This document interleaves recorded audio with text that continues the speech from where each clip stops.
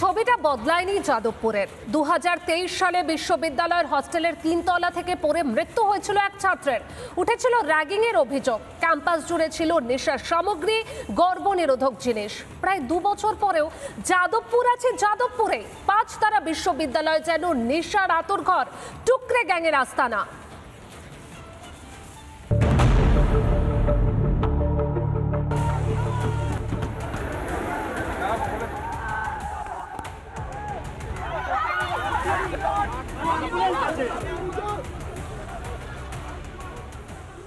স্বপ্ন মৃত্যুর পর বেশ কিছু রেগুলেশনস প্রাক্তন উপাচার্য বুদ্ধদেব সাউয়ের সময় শুরু হয়েছিল। তার মধ্যে ছিল ভেহিকলস ইন এবং ভেহিকলস আউটের আলাদা দুটি গেট তৈরি করা হবে এবং রেজিস্টার্ড যে ক্যাম্পাসে ঢোকার যে লোগো, সেই লোগো প্রত্যেক গাড়িকে দিয়ে দেওয়া হবে।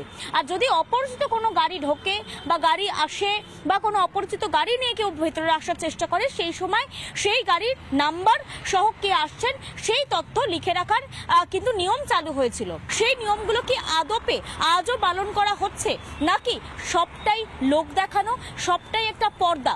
যখনই ক্যামেরা সরে যায় তখনই আবারও যাদবপুর ফিরে আসে যাদবপুরে। আমাদের গাড়ির আমরা দেখিয়ে দিই যে এই গাড়ির যে প্রেস স্টিকার, সেই প্রেস স্টিকার আমরা খুলে দিতে বলবো।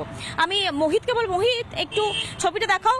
দাদা, প্রেস স্টিকারটা আপনি খুলে দিন আপনি স্টিকারটা।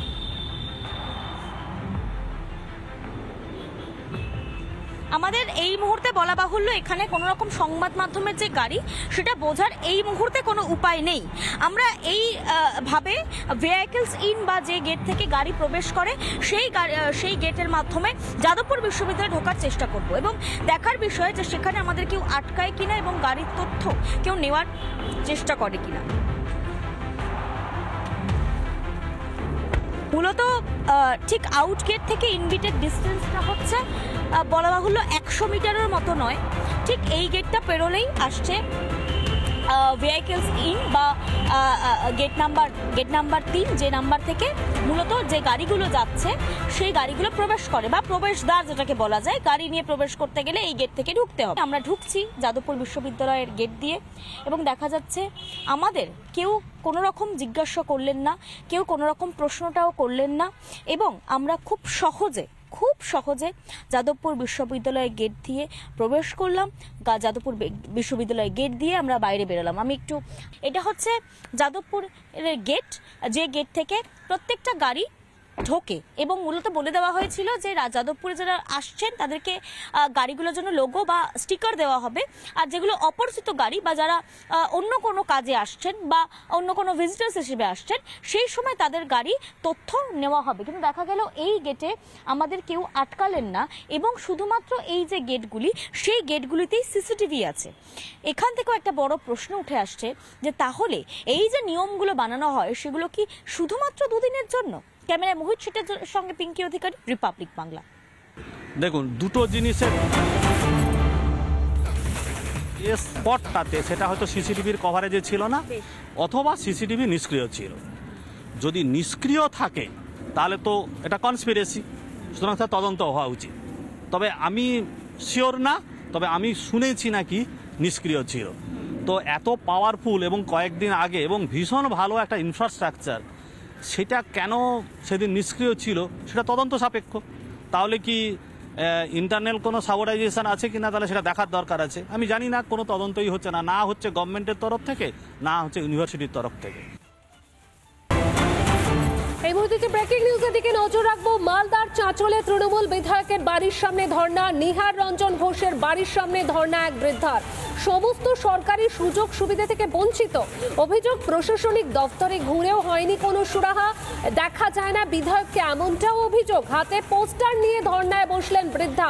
মালদার চাঁচলে তৃণমূল বিধায়ক নিহার রঞ্জন ঘোষের বাড়ির সামনে ধর্ণায় এক বৃদ্ধা। তার অভিযোগ, তিনি সমস্ত সরকারি সুযোগ সুবিধা থেকে বঞ্চিত, প্রশাসনিক দপ্তরে ঘুরেও কোনো সুরাহা হয়নি, তাই এই পদক্ষেপ।